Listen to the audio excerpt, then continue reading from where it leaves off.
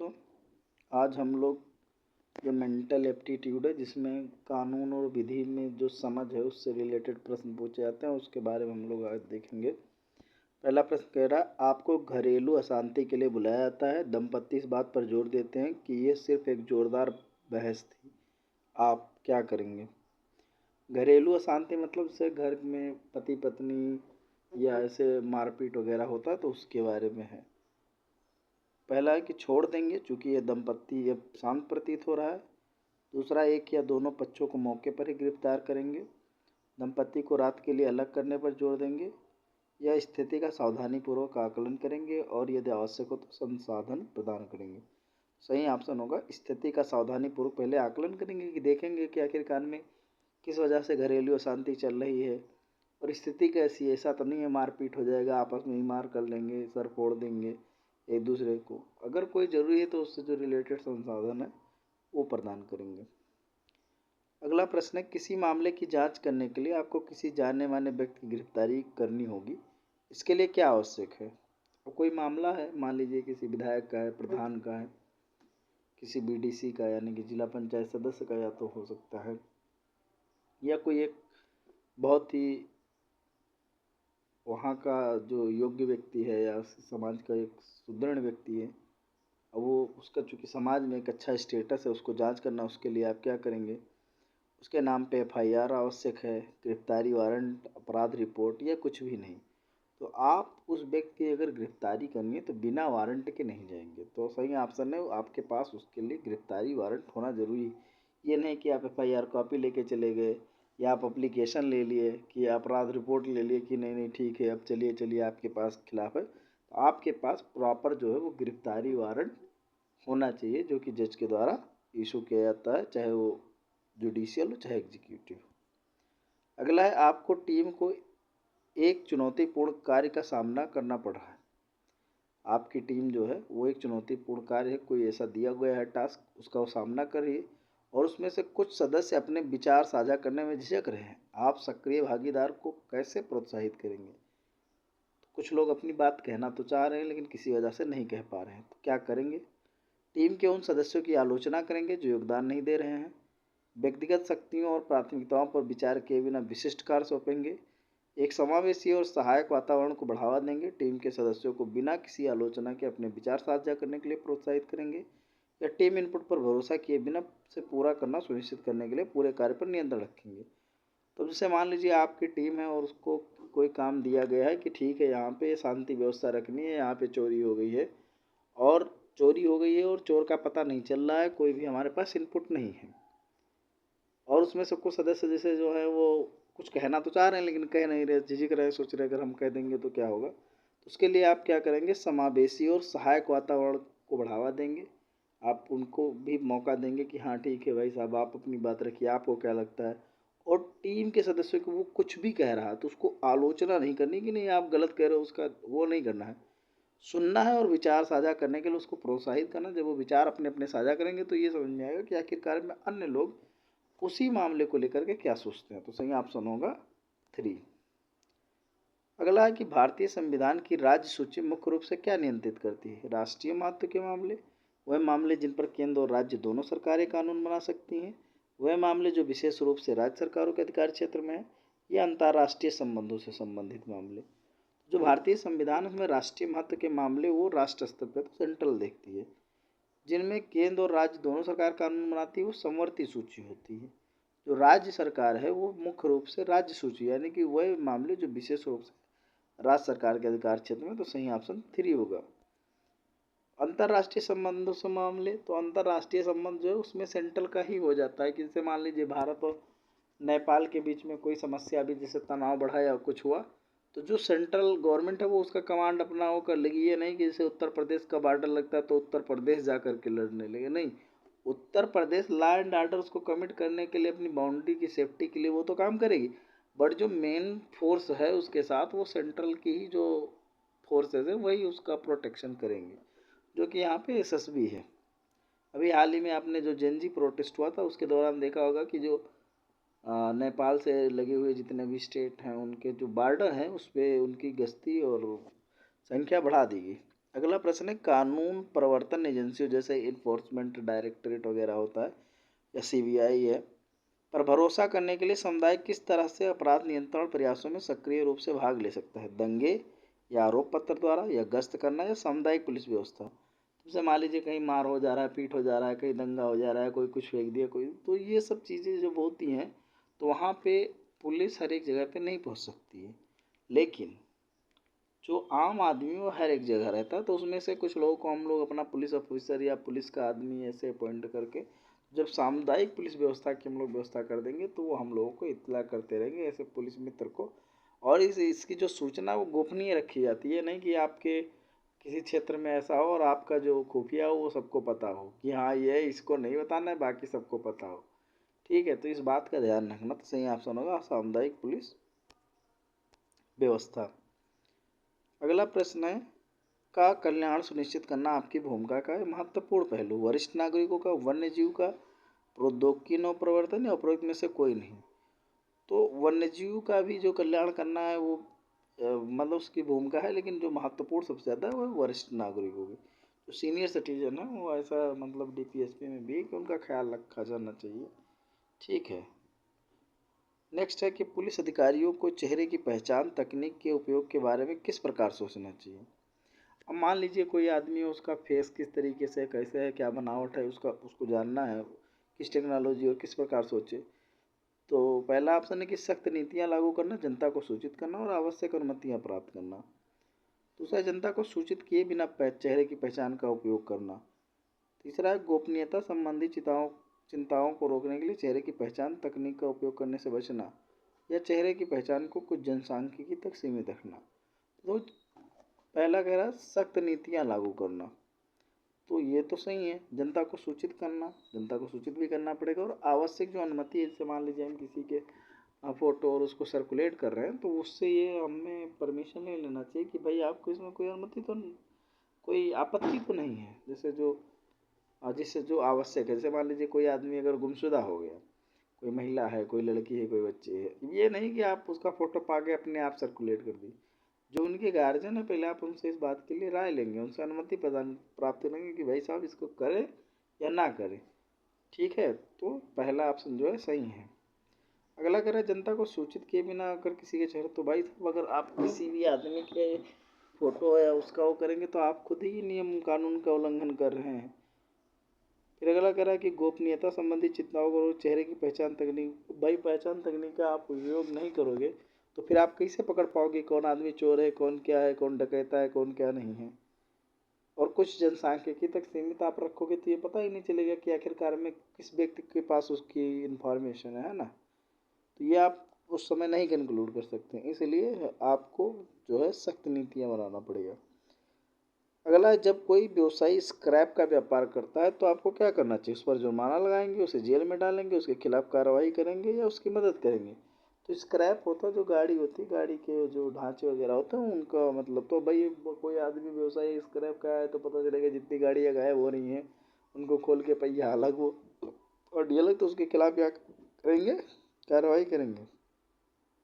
ठीक है, स्क्रैप नीति के, क्योंकि स्क्रैप जो धातु है वो आयतकों पर जो है वो पर्यावरण कानून लागू होता है तो उसका पालन नहीं करेंगे, तो इसलिए उसके ऊपर कार्रवाई करेंगे।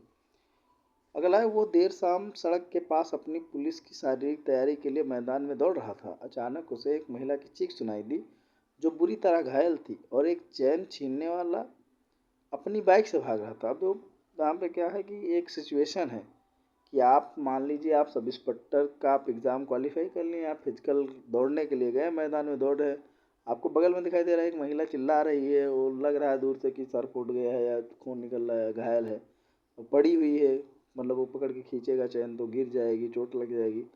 और चैन खींचने वाला चैन तो ले लिया और बाइक से भागा जा रहा है। अब ऑप्शन क्या है, क्या करेंगे? उसने उनका पीछा किया, अपराधी को पकड़ लिया और उन्हें सलाखों के पीछे भेज दिया। दूसरा, वो अपने पास के अन्य लोगों की मदद लेने गया।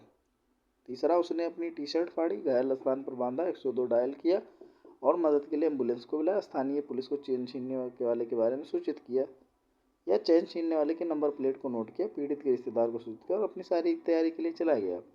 तो जो पहला ऑप्शन है कह रहा है उसने उसका पीछा किया, तो भाई साहब वो बाइक से जा रहा है, तो आप हीरो नहीं है, मूवी नहीं चल रही है यहाँ पे।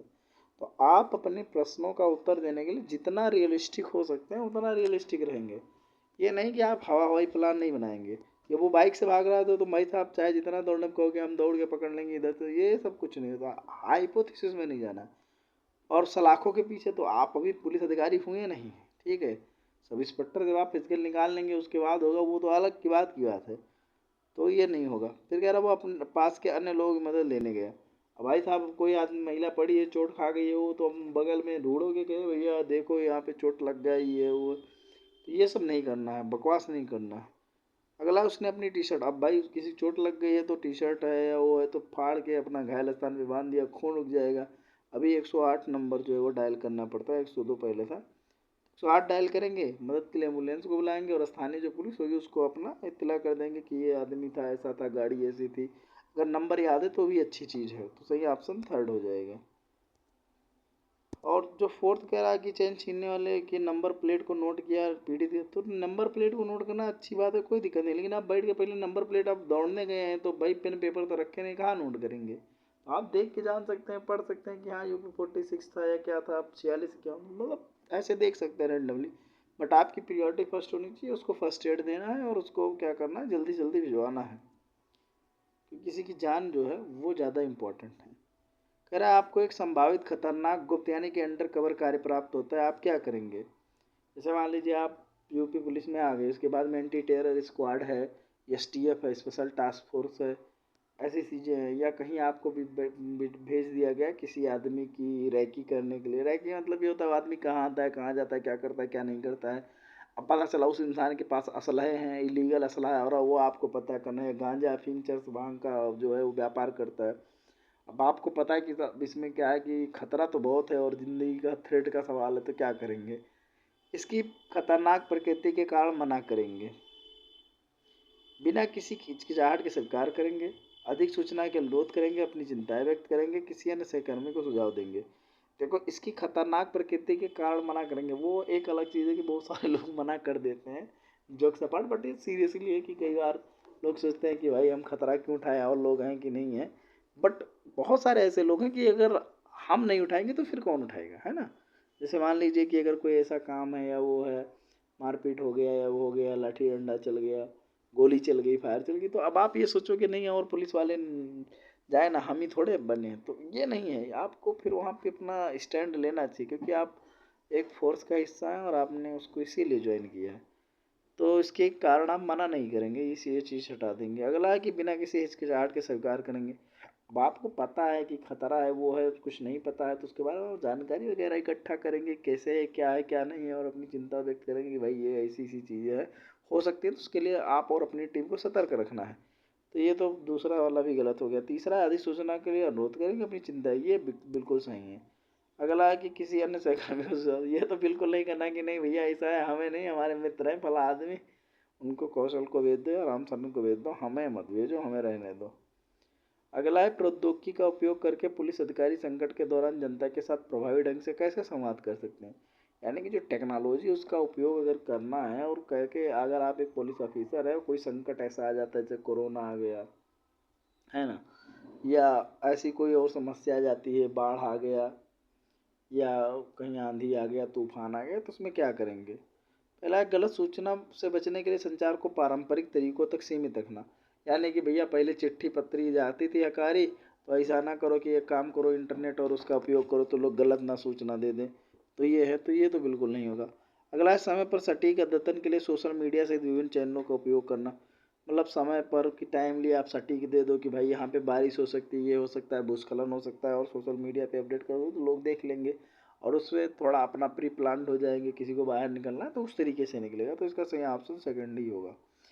अगला है कि संकट के दौरान प्रौद्योगिकी को नज़रअंदाज करना, क्योंकि इससे घबराना नहीं है, ऐसा बिल्कुल नहीं है भाई। इमरजेंसी है तो अगर प्रौद्योगिकी अगर काम कर रही है, जैसे मान लीजिए हमें जाना है दवा लेना है, तो कोई आदमी बाहर है, उसी को फ़ोन करके बता दिए वो ले आया, या ऑनलाइन ऑर्डर कर दिए, या ऐसी चीज़ें हो गई। कई बार जैसे ऑनलाइन ऑर्डर हो सकता है, आप कोई ले कहेंगे कि इमरजेंसी ऑनलाइन ऑर्डर कैसे होगा। कई बार इमरजेंसी जो सेवाएं होती हैं वो चालू रहती हैं, या फ़ोन कर दिए, या जो एम्बुलेंस को कर दिए, तो ये सारी चीज़ें। अगला व्यापक जानकारी को रोकने के केवल चुनिंदा समुदाय के नेताओं के साथ संवाद है। अब ये चुनिंदा जो नेता है समुदाय के, तो केवल इनकी जान जो है वो ज़्यादा इम्पोर्टेंट है, सबकी जान इम्पोर्टेंट है ना। तो ये नहीं है कि आप कुछ ही लोगों का वो करेंगे, ये आपको पूरे समाज को लेके साथ चलना है। जब तक आप एक पुलिस ऑफिसर या एक पब्लिक ऑफिसर नहीं होते तब तक आप व्यक्तिगत होते हैं। उसके बाद आपको एक प्रोफेशनल में आपको ऐसे हो जाना चाहिए कि जैसे आपको रेस, कास्ट और इसका ज़्यादा फर्क नहीं पड़ना चाहिए।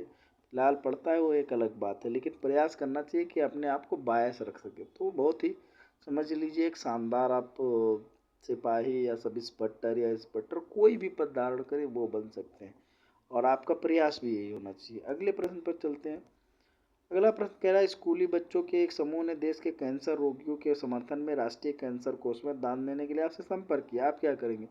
मतलब जैसे स्कूली बच्चे हैं, कह रहे हैं कि ये भाई कैंसर फंड है और सर इसमें कुछ ना कुछ आप करिए, आपसे संपर्क कर रहे हैं, तो आप क्या करेंगे? कैंसर रोगियों की भलाई के लिए दान करेंगे और प्रार्थना करेंगे, चिल्लाएंगे और उन्हें वापस भेज देंगे, उन्हें कहीं और जाने के लिए कहेंगे, उन्हें ऐसी गतिविधियां करना बंद करने के लिए समझाएंगे? तो आप क्या करेंगे? कैंसर रोगियों की भलाई के लिए थोड़ा बहुत जो आपसे हो सकता है यथाशक्ति आप दान करेंगे, और लोगों को भी थोड़ा प्रोत्साहित करेंगे। जैसे मान लीजिए प्रधान हैं और आपके जो जानने वाले हैं उन सबको कि भैया थोड़ा थोड़ा आप लोग भी मदद करिए, और प्रार्थना करेंगे कि वो लोग ठीक हो जाए। और बाकी चीज़ें चिल्लाएंगे, वापस भेज देंगे, कहीं और जाने के लिए कहेंगे या गतिविधि, इन सब पे हम लोग फोकस नहीं करेंगे। ये सब नकारात्मक चीज़ें हैं। किसी भी चीज़ को अगर वो सकारात्मक है तो सकारात्मक बढ़ावा ही देना है, बस एक क्वेश्चन सॉल्व हो जाएगा। अगला है, भारतीय संविधान का अनुच्छेद 25 में लिखा है, किसकी रक्षा नहीं करता? पगड़ी, कृपाण, हिजाब या मंदिर? तो हिजाब जो है, हिजाब के लिए कई बार मतलब उठ चुका है, और ये उसमें भी रहा है, न्यूज में रहा है। तो हिजाब की रक्षा नहीं करता है, बाकी पगड़ी का भी करता है, कृपाण का भी करता है और मंदिर का भी करता है। अगला है, आपका पर्यवेक्षक आपको एक, हाँ मस्जिद का भी करता है, ये मत सोचना कि मंदिर का करता है मस्जिद का नहीं करता। आपका पर्यवेक्षक आपको एक मामला सौंपता है जिसमें विरोधी अधिवक्ता के रूप में एक करीबी दोस्त शामिल होता है, सबसे उचित कार्रवाई क्या है? मतलब मान लीजिए आप एक सुपरविजन में हैं और आपको एक मामला है, और विरोधी अधिवक्ता में मान लीजिए हमारे अधिवक्ता मित्र पीयूष मौर्य हैं, तो हमें क्या करना चाहिए? हितों के टकराव से बचने के लिए मामले को अस्वीकार करना, यानी कि अगर हमारे उनके हित का मामला टकराएगा तो उसको हम रिजेक्ट कर देंगे, सर हम ये नहीं लेंगे, ऐसी ऐसी चीज़ें हैं। दूसरा है, मामले को जारी रखना लेकिन अपने मित्र को स्थिति के बारे में सूचित करना। मतलब मामला जारी रखो, मित्र को बता दो पहले से कि हम तुमको पकड़े आ रहे हैं, तुम फरार हो लो। अगला है, उचित कार्रवाई पर निर्णय लेने से पहले सहकर्मियों से परामर्श लेना। तो साथ वाले हैं कि भैया अगर उसके ऊपर कार्रवाई करें तो कैसे होगा, क्या नहीं होगा। अगला है, मामले को स्वीकार करना और रिश्ते को खुलासा किए बिना व्यवसायिकता बनाए रखना, कि हाँ ठीक है जो हो गया, लेकिन अब आगे जो चीज़ें हैं उसको अपना प्रोफेशनलिज्म बनाए रखें। तो इसके लिए सबसे उचित कार्रवाई होगी कि भाई अपने हितों के टकराव से बचने के लिए मामले को आप अस्वीकार कर दीजिए, जिससे कि जो मामला है उस मामले का और जो पुलिस या जो प्रशासन या जो विभाग है उसकी जो अक्षुण्णता है, उसकी जो सत्यता है वो हमेशा बरकरार है। इसलिए ऐसा करना चाहिए, क्योंकि आप मान लीजिए सही भी कर रहे हैं और कोई अगर इस बात के लिए आप पे आक्षेप कर देगा तो आप अपने आप को स्पष्ट नहीं कर पाएंगे, मतलब आप जस्टिफिकेशन नहीं दे पाएंगे कि नहीं नहीं हमने सही किया, ठीक है। क्योंकि ऐसा कई बार होता है कि अगर मान लीजिए कोई आपके जानने वाले हैं तो कई बार पब्लिक में लोग आरोप लगाते हैं कि हाँ ये उनका पक्ष ले रहे हैं, और ऐसा कई बार होगा भी अगर आप पक्ष लें चाहे ना लें तब भी, कि ये फला आदमी फर्स्ट ग्रुप का पक्ष ले रहे हैं सर, उनसे ऐसे बात करें तो उनके यहाँ इनका आना जाना है। तो इन सब चीज़ों से बच के रहेंगे जब भी आप फोर्स में आ जाएंगे। अगला है, आप तेज गति से पीछा कर रहे हैं लेकिन भारी वर्षा होने लगती है, आपको क्या करना चाहिए?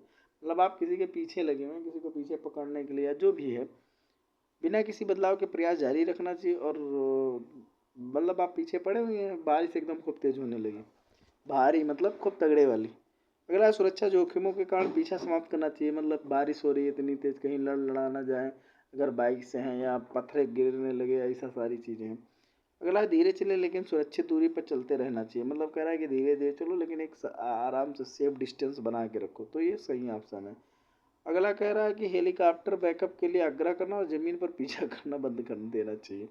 अब आप कहाँ हर एक जगह आपको हेलीकॉप्टर मिल पाएगा, तो ये सब चीज़ें नहीं है, उसके बाद आप धीरे चलेंगे और सुरक्षित चलेंगे, एक सुरक्षित दूरी बना के रखेंगे, ठीक है। अगला है, आपकी इच्छा गरीब लोगों की मदद करने की है लेकिन आपकी आर्थिक स्थिति उतनी अच्छी नहीं है, आप क्या करेंगे? गरीबों के लिए निधि एकत्रित करने के लिए एनजीओ के साथ काम करना शुरू करेंगे, अपनी स्थिति पर रोएंगे कि आप गरीबों की मदद नहीं कर सकते, या आप अपनी इच्छा को छोड़ देंगे और अपनी आर्थिक स्थिति पर ध्यान देंगे, या धन चुराएंगे और रॉबिन हुड की तरह गरीबों की मदद करेंगे? तो इसके लिए सबसे सिंपल सा सही है कि गरीबों के लिए आप निधि एकत्र करने के लिए एनजीओ के साथ थोड़ा बहुत काम करना शुरू करेंगे, ठीक है। अब ये ना करना है कि भैया रॉबिन हुड बनना है, वो पिक्चरों में देखते हैं ना कि हाँ जाके वो लूटा लाते, ये सब मत करना कि तुम जाए एटीएम लूट लाओ फिर इसके बाद में कहो हम गरीबों को बांटने जा रहे हैं, ठीक है। इस बात का ध्यान रखना। अभी जल्दी एक आईएएस का जिक्र आया था, वो 2 या 2.5 करोड़ रुपया 2020 में उन्होंने इंटरव्यू दिया था, कहा था हम गरीबों की सेवा करेंगे, 2-2.5 करोड़ लेके कहीं जा रही थी गरीबों को बांटने। ईडी ने मतलब उनको पकड़ लिया। अब आप सोच सकते हैं कि वो बांटने जा रही थी या क्या करने। चलते हैं अगले प्रश्न पे। किसी आपराधिक जांच में तलाशी लेने से पहले तलाशी वारंट यानी कि सर्च वारंट प्राप्त करना क्यों आवश्यक है? ताकि जांच प्रक्रिया में तेजी लाई जा सके, ताकि संदिग्ध की तत्काल गिरफ्तारी सुनिश्चित हो सके, शामिल व्यक्तियों के अधिकारों की रक्षा के लिए, या अतिरिक्त साक्ष्य एकत्र करने की आवश्यकता को समाप्त करना। तो इसका सही ऑप्शन होगा जो शामिल व्यक्ति हैं उनके अधिकार, भाई उनका भी अपना राइट है, फंडामेंटल राइट है, उसकी रक्षा करने के लिए हमें अगर किसी भी आपराधिक जांच में अगर हमें तलाशी लेना है तो उसके लिए हमें सर्च वारंट पहले ले लेना चाहिए, तभी आप किसी के घर के अंदर इंटर करें जब आपके पास प्रॉपर सर्च वारंट हो और आप ये दिखा के पहले बताएंगे कि हमारे पास ये सर्च वारंट है और हम इस पर्पज़ से आपके घर में जो है वो जांच करने के लिए आए। ऐसा कई बार बहुत सारे लोग नहीं करते, लेकिन आप ज़रूर इस चीज़ को पालन करिएगा और ये एक समाज में एक सकारात्मक चीज़ें भी देगा। और दूसरी चीज़ ये भी है कि लोगों का आपके ऊपर विश्वास होगा कि आप आसानी से बिना किसी लगभग में चोट चपेट या किसी भी धक्का मुक्की के, अगर या तो मान लो रोक रहा है या वो कर रहा है तब आगे की चीज़ें हैं, लेकिन बट आप प्रयास करेंगे कि जो नियम कानून है उनका उल्लंघन नहीं होने दें। अगला है, भारतीय पुलिस पदानुक्रम में निरीक्षक के ठीक नीचे का पद क्या है? हेड कांस्टेबल, उप निरीक्षक या सहायक उप निरीक्षक या कांस्टेबल? तो सही ऑप्शन होगा उप निरीक्षक यानी कि सब इंस्पेक्टर। अब अगर हम लोग अनुक्रम की बात करें तो आप लोग देख लीजिए, सबसे पहले आता है कांस्टेबल, कांस्टेबल के बाद में बढ़ते हैं हेड कांस्टेबल, हेड कांस्टेबल के बाद में असिस्टेंट जो होते हैं सब इंस्पेक्टर होते हैं या एसआई करके होते हैं। और ये सब पद अब लगभग में है लेकिन केवल ऑफिस वगैरह के लिए अभी भी है, ऐसा नहीं ख़त्म नहीं हुआ है, बट मतलब उसी ऑफिस वगैरह के लिए बीच में जल्दी कुछ पीएससी वगैरह में अभी भी चालू है, लेकिन अब सीधे हेड कांस्टेबल के बाद में सीधे सब इंस्पेक्टर के रूप में प्रमोशन हो जाता है। अगला है सब इंस्पेक्टर, उसके बाद होता है सब इंस्पेक्टर के बाद में इंस्पेक्टर यानी कि निरीक्षक बनते हैं, निरीक्षक के बाद में फिर डीएसपी बनते हैं, सीओ सर्किल ऑफिसर, इसके बाद में एएसपी बनते हैं, एडिशनल सुपरिंटेंडेंट ऑफ पुलिस, फिर इसके बाद में सुपरिंटेंडेंट ऑफ पुलिस, फिर सीनियर सुपरिंटेंडेंट ऑफ पुलिस होते हैं, बट ऐसा कोई पद नहीं है, एसएसपी करके रहते हैं, बट एसपी के बाद में सीधे डीआईजी बनते हैं, ठीक है। डीआईजी जो होता है वो महानिरीक्षक का पद होता है, जोन और सॉरी रेंज वगैरह पे होता है। फिर inspector general of police IG बोलते हैं, फिर आईजी के बाद में एडीजी होता है, एडीजी के बाद में सीधे डीजीपी होता है, ठीक है, या डीजी होता है। तो ये चीज़ें होती हैं। और एसएसपी होता है, लेकिन एसएसपी जैसे मेनली होता है जो बहुत बड़ा जिला होता है इन सब के लिए एसएसपी होता है जो सीनियर हो जाता है। ऐसे एसएसआई भी होता है, सीनियर सब इंस्पेक्टर। कोई सब इंस्पेक्टर है लेकिन अभी उसकी प्रमोशन नहीं हुई है, वो बहुत ज़्यादा टाइम से सब इंस्पेक्टर है, उसको प्रमोशन होना आवश्यक है, बट नहीं हुआ किन्हीं कारणों से, तो उसको एसएसआई भी कहते हैं। अगला है, लोगों में जागरूकता की कमी के कारण लोग कूड़ा कचरा बिना छटाई किए एक साथ फेंक देते हैं। इस मुद्दे को सुलझाने के लिए क्या किया जा सकता है? अपशिष्ट प्रबंधन पर आम लोगों के लिए जागरूकता कार्यक्रम आयोजित करेंगे, उन लोगों को दंडित करेंगे जो अपशिष्ट प्रबंधन के नियमों का पालन नहीं करते, प्रत्येक घर तक पहुंचे उन्हें नियमों की सख्ती का पालन करने के लिए इसकी रिपोर्ट बनाकर नगर निगम को भेजें। तो कोई भी ना, कूड़ा कचरा के लिए सब थोड़ा जागरूकता का कार्यक्रम है, आप जागरूकता कार्यक्रम आयोजित करेंगे और अपशिष्ट प्रबंधन के लिए आप लोगों को बताएंगे कि इसको ऐसे नहीं ऐसे करिए ज़्यादा। अगला है, आपकी टीम एक जटिल समस्या का सामना कर रही है और सर्वोत्तम समाधान पर असहमति, आप निर्णय लेने के प्रति किस प्रकार दृष्टिकोण रखते हैं? अन्य राय पर विचार किए बिना अपने पसंदीदा समाधान थोपना, असहमतियों को नज़रअंदाज करना और सबसे लोकप्रिय समाधान के साथ आगे बढ़ना, इनपुट इकट्ठा करना, विकल्पों पर विचार करने और सहयोगात्मक रूप से सर्वोत्तम समाधान पर निर्णय लेने के लिए एक संरचित चर्चा की सुविधा प्रदान करना, या अपने दृष्टिकोण से सहमत न होने के लिए टीम के सदस्य को आलोचना करना। इसका सही ऑप्शन होगा तीसरा, इनपुट इकट्ठा करो, विकल्पों पर विचार करो, सहयोगात्मक रूप से सबकी बात को समझो और एक संरचित होकर के उस पर अपना निर्णय लो। तो ये आज के लिए बस इतना ही। धन्यवाद। जय हिंद।